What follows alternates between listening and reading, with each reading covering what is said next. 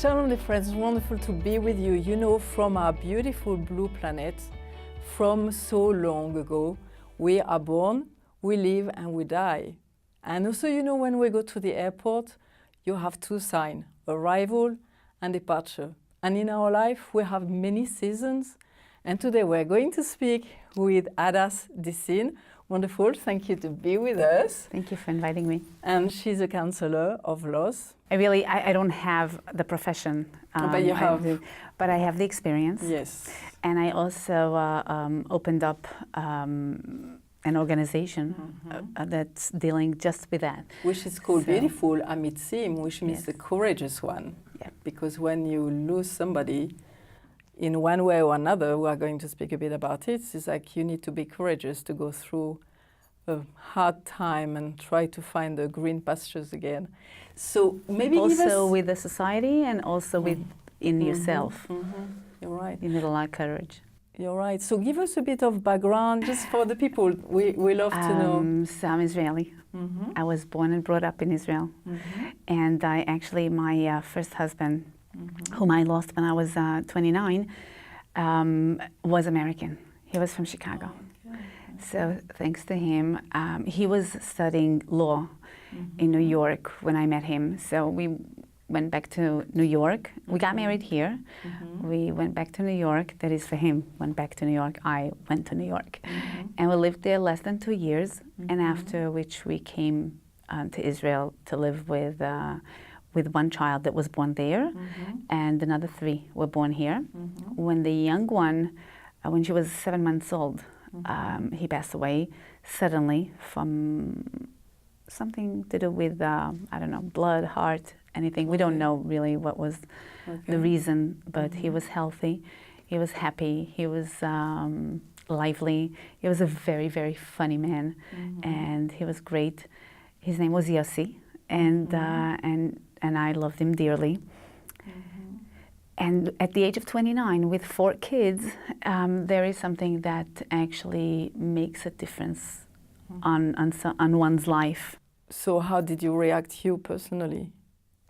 I reacted like every other widow. Denial. Total denial. It's like, do I look like I'm 80 years old? I was 29 back then, okay? So do I look like I'm 80? I'm no widow.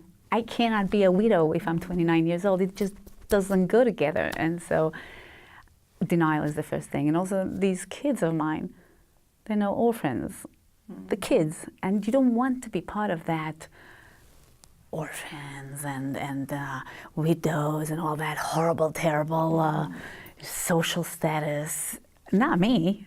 I'm a happy-go-lucky girl, you know, like everything is like great. We're like a happy family, and we love parties, we love the good life.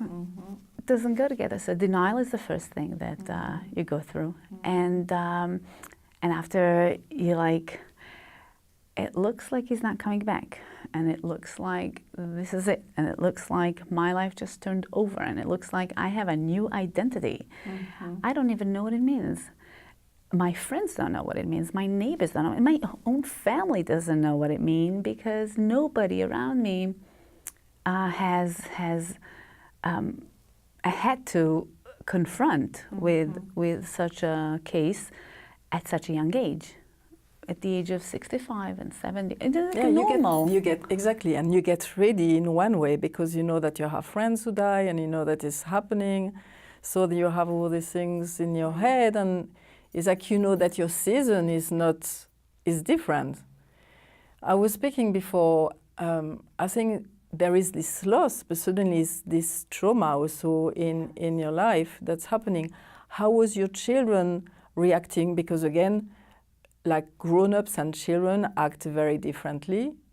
Even your children themselves might be different how they reacted.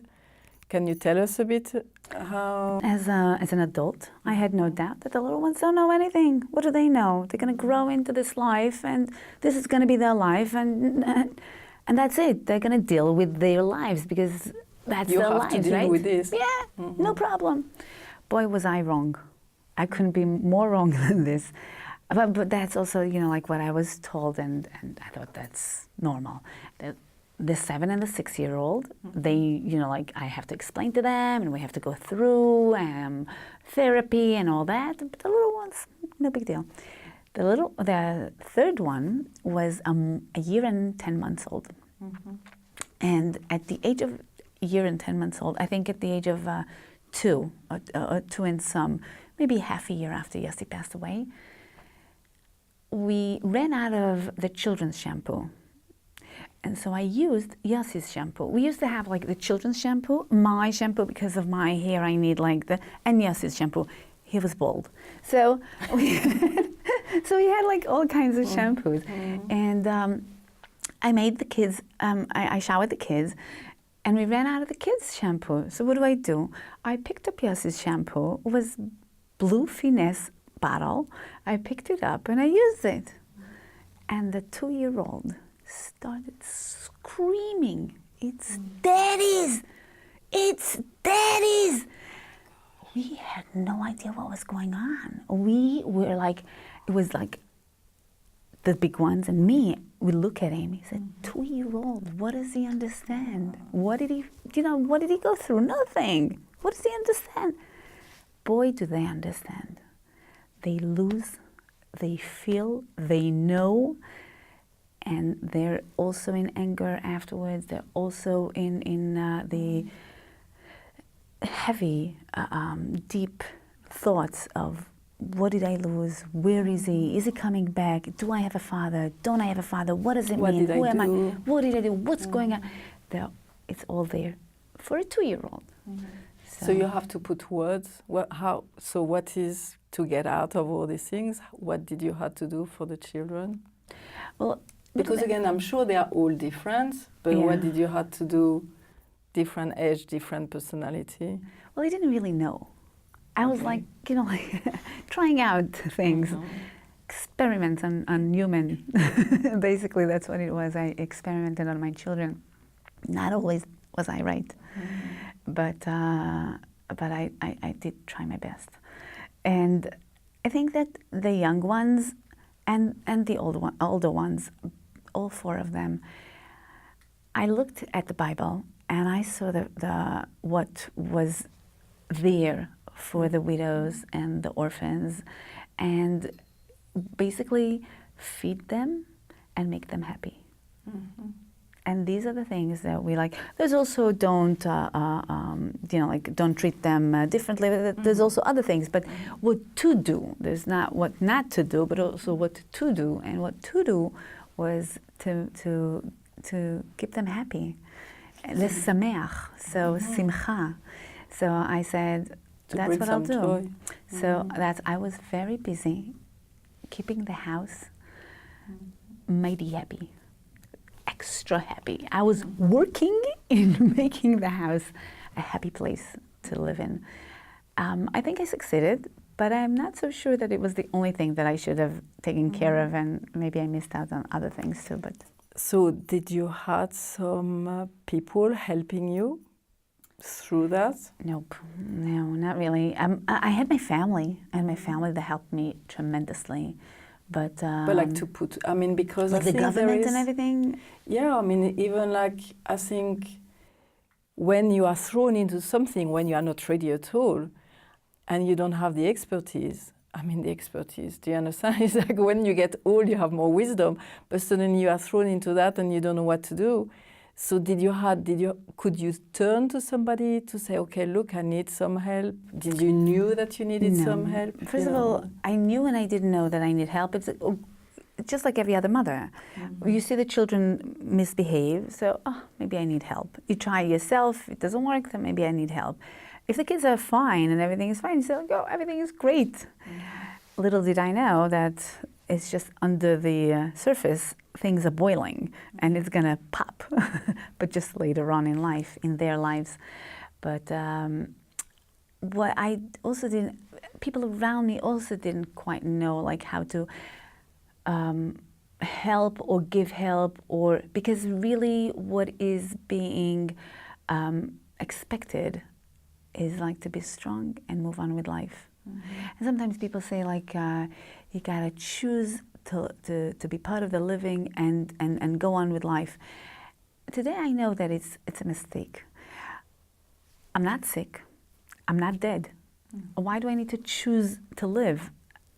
To choose to be happy, I understand, but to choose to live, I am living. I'm right, like here I am. I'm as living as possible.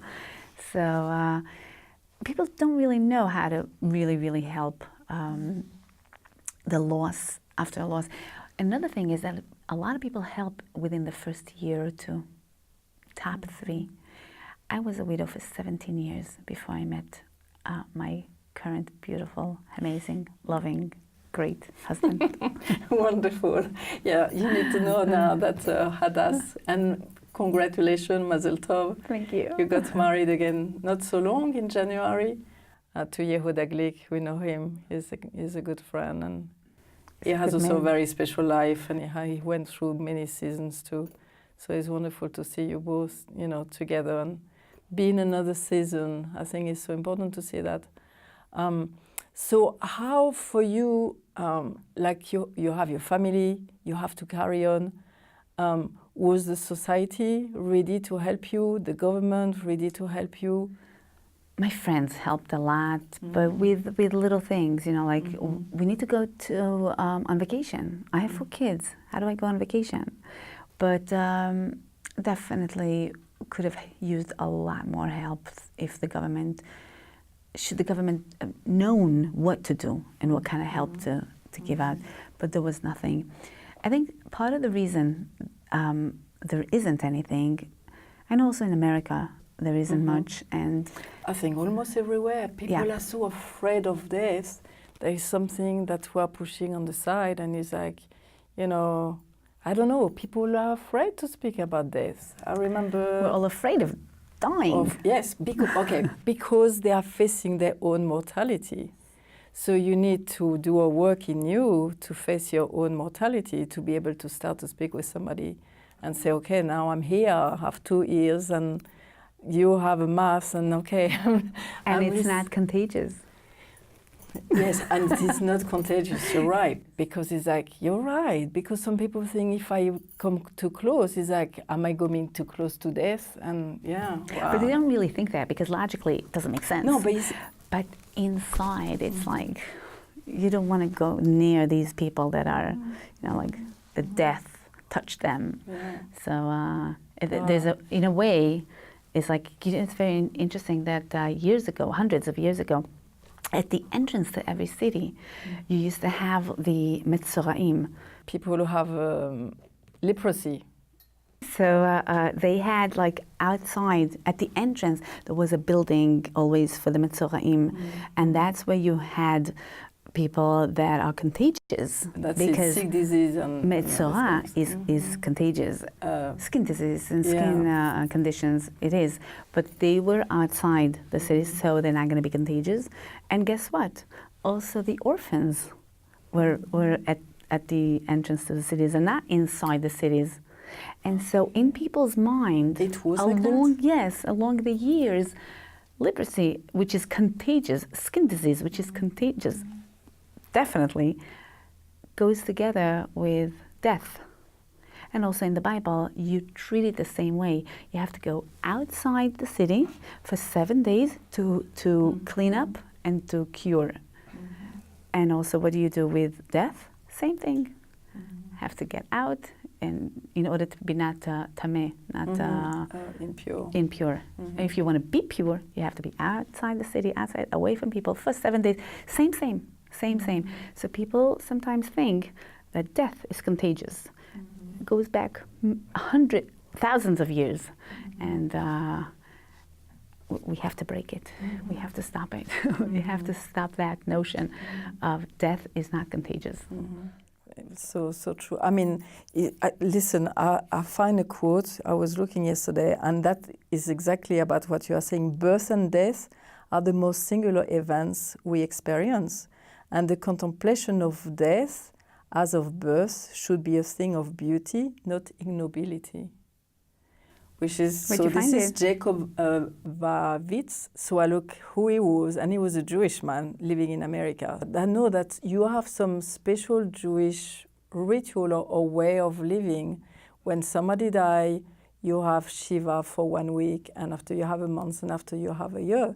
I think this is very much something important for the soul. Could you speak a bit about it? Because I think that we should know that there is keys in that to try to get out of, like, to go to a new season again. Yeah, I love these rituals. I love the tradition. I think it's so perfect for the soul. It's so exact. It's so true. It's so what we need. But also the body in the Jewish tradition is holy. You're not allowed to mistreat it. You're not allowed to keep it for days on days. You have to bury it right there, if possible the same day, if not possible the next day. But you got to treat it as if it's holy, because it was the case, it was holding your soul. So for that, it's holy. And there's a whole ritual of how you make the body pure. After the soul left, you purify the body, and only then you go and bury it. And once the people around the dead, the immediate family, that is father, mother, son, kids, children, that is, and siblings. The immediate family has to make sure that they don't do anything, that they treat themselves as people that are not able to function. Everyone around them cooks for them, serves them, brings them the things. They don't shower. They mourn with specific traditional acts, and they sit for 7 days together, and the togetherness gives. You talk about the dead. You talk about it. It's so good for the soul to talk about the dead, to only talk good things. You usually talk only good things because you already miss it, and you think like, oh my goodness, they should have been here with us, and then we would have done better things, and we would have been better people, like all these things which we promise ourselves as soon as somebody dies. So you talk good about the dead and good things which we take upon ourselves. He was so good, like the dead person, he was so good with the neighbors. I should be like him. I'll take upon myself that from now on, that thing that he left here and no one else can do it, and he did it so well, I'll take upon myself. And so good deeds, good things are happening after person. This is so important. So the person, yes, you are taking something. Yeah. Yes, he leaves some sort of a tradition that he made up. It's some sort of will, unspoken, unwritten, that because of the sitting together, of the 7 days of not doing anything, just talking good about the person. People come and they menachem, they console, they comfort, they come to comfort you, and everyone talks nicely about the person. And that's for 7 days. And after 7 days, back to work. Because life is life. You got to continue. And so you go back to work. But then for 30 days, you don't listen to music, and you don't go to parties, and you don't, you can't be around a lot of people. You have to go home, be by yourself, and still, maintain the soul that just left you. Maintain, because you miss it, and it's hard, and everything has to be gradual in life. And you have another 30 days. The children of parents who pass away have, beyond those 30 days, extra all year until the Memorial Day.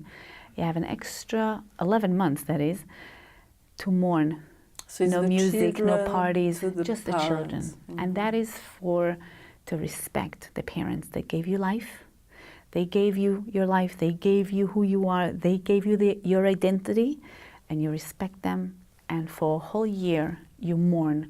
Very few, things which you need to take care of. You live a regular life, but you don't forget for a whole year until the Memorial Day. You don't forget that your parents, they gave you life. Gave you life. What else can you get? This is number one. That is the thing that is closest to God. That is like God. God gave us life. Our parents, our God, gave us life, and you have to respect them for another whole year. until the end of the year. And that is also very special because it reminds us, like that not something that is regular left us, but something that is like God for us.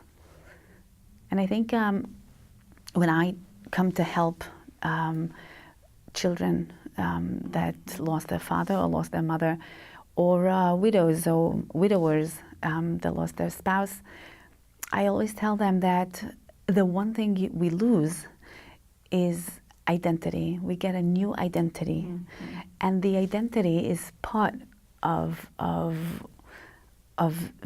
becoming a new person this way. Now, for children, it's much harder because they don't know who they are and they don't know what it means to be fatherless or motherless child. It's crazy because it drives them inside. But they have trouble because the identity, the father is not there anymore to build an identity with them. So it's just... So who am I? So what am I? So does it make a difference if I have a father or a mother? Because really, in this world, a lot of kids don't have a mother or father with them. They don't grow with a father or a mother necessarily, right? So what's the difference between an orphan, a child, a fatherless, motherless child, and anyone else that so happens to be that... do you remember that you said before when you were quoting this thing that that when we're born and when we die, it's like very much... It's holy time. A holy time. It's a holy time. They have something in common, but they have one thing that's lacking on death that you have on birth. It's called hope. So when we have to diaper our children and we have to wake up in the night for them and we have to carry them in strollers and we have to feed them, we do that gladly. We love them. We kiss them. We go choo choo choo and coo coo coo and we go crazy over those children. But when we have to diaper and when we have to feed and when we have to push on strollers, the old people and the people that are about to die, we hate that. And we shove it to the foreigners to do the job. We don't like doing it ourselves because the word hope is missing. There's so much hope here, and so we're willing to do anything, wake up 3 times at night and feed them again.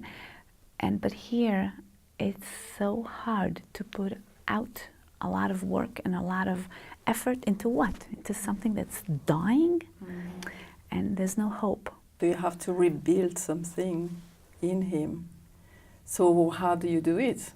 In Israel, you have a lot of kids that lost their father for war, or you lost both parents or mother or anything for terror. So they started something like that years ago, and it hit me that really every child should get the same thing. They should be getting the power of the strength that equality gives us. It gives us the strength to understand and to forgive ourselves and to move on and to see how things are by you and how things are by me. Oh, it's normal, and then to move on, and together we can do things. Do you know, I wanted to read you something really nice about orphans, about fatherless and motherless. I told you before, but we didn't get it, that really fatherless and motherless children are yetomim in Hebrew, right? So they are, for our people that we say, they are orphans, atomim. Yeah, the orphans. But even though in English we refer to orphans as both parents passed away, in Hebrew, in the Bible, it's not so. A yetom, an orphan, is actually a fatherless child. And in Hebrew nowadays, it's also motherless child. So the rate, and we're talking about America, okay? These things which I read you is in the United States. So the rate of parental death in the U.S. before the age of 16 in the general population is 8%. Okay?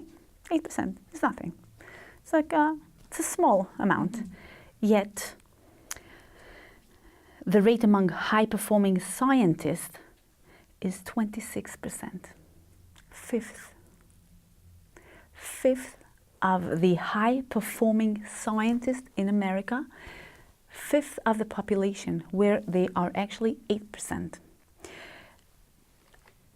The loss of a father or a mother, where on one end is crucial and identity, takes your identity away from you and takes your self-esteem away from you, is the same exact point where you can get strength and opportunity.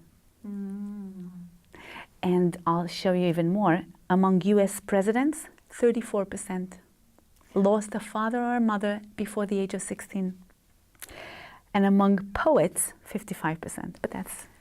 But this is very interesting, because again, it's like if you lose something... It's a drive. Exactly, because you know the treasure that you lost. Yes. So it's like bringing something out of you, because you need to sort out something with your soul.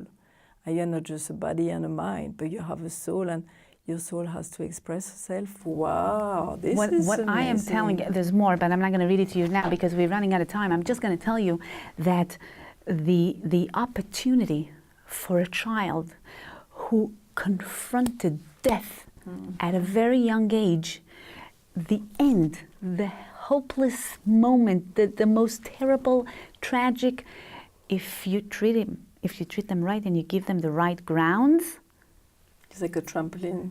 It's like a trampoline. Wow. They get so high. Thank you, Hadas, for coming and to speak about this wonderful topic. Thank you for having me. And yeah, thank you. And like loss can be an opportunity. You know, it reminds me a bit like the butterfly. He's in a cocoon, and suddenly the butterfly can go out. So we can make from difficult season in our life beautiful things, and we can fly. And don't forget, you can help also Amitzim, and you go on their website and you can help orphans and widows from here, the land of Israel, and from Hadas and from me. Bye, and see you next week.